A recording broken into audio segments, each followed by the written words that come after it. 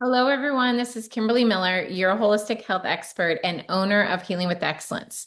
This is my education series where I highlight my certifications and workshops so that you can decide which one is the right investment for you.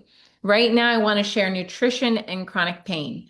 Sadly, so many of us really truly do not know that we are what we eat.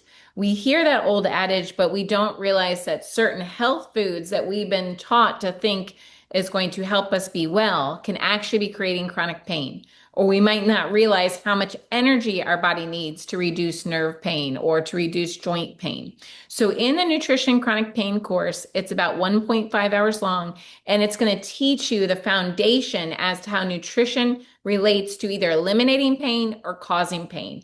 And in my career, I've had multiple people misdiagnosed or diagnosed with complex regional pain syndrome.